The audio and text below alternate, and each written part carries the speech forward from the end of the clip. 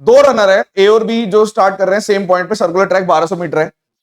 और they run in the same direction with speed 15 kilometre per hour और 5 kilometre per hour. If they run for 6 hours तो कितनी देर में cross करेंगे, मतलब कितनी बार क्रॉस करेंगे, ऐसा क्वेश्चन भी मैंने बता दिया आपको। देखो कैसे, आपने बोला सर स्पीड का रेशियो है वो 15 और 5, यानी कि मैं कह सकता हूं 3 और 1, यानी कि जब ये 3 लगाएगा ये 1 लगाएगा सेम डायरेक्शन, मतलब इनका जो गैप है वो 2, यानी जब ये 3 लगाएगा तो 2 मीटिंग हो चुकी होगी, या फिर नीचे वाला जब 1 भागेगा तो भी 2 मीटिंग हो चुकी होगी, कोई इश्यू तो नहीं है। आपने बोला ना जी, ये चीज तो हमें पता है,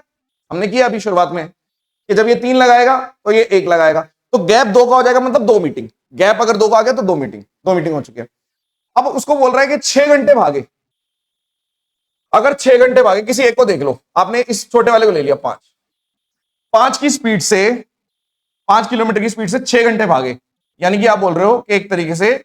30 किलोमीटर भागा, मीटर में करना है तो इतना आ गया,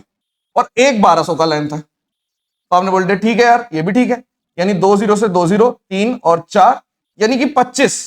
यानी कि इस एक की वैल्यू है 25 राउंड लगा दिए इसने, तो अगर एक की वैल्यू 25 है तो इसकी वैल्यू 75 होगी 3 की, और गैप कितना आ गया 50 का, यानी 50 मीटिंग है, जितना गैप होता है 50 मीटिंग होती है। सॉल्व। फिर से समझो कि सेम डायरेक्शन में है, तो जब ये 3 लगाएगा तो 1 लगाएगा, अब एक का मतलब है इसने बोला 5 की स्पीड से 6 घंटे तक भागा, यानी कि 5 इंटू 6, और मैंने मीटर में कन्वर्ट कर दिया, हमने बोला 5 30, यानी कि अब ये वाला मेरा था तो मैंने इसको मीटर में कन्वर्ट कर दिया, ठीक है ठीक है, हमने बोला कोई इशू नहीं है, किलोमीटर को मीटर में कन्वर्ट कर दिया, 1 किलोमीटर में 1000, तो 1000, अब 1200 मीटर का एक है तो मेरे हिसाब से 25 राउंड लग गए, तो अगर एक की वैल्यू 25 है तो 3 की वैल्यू 75 है, कोई दिक्कत है?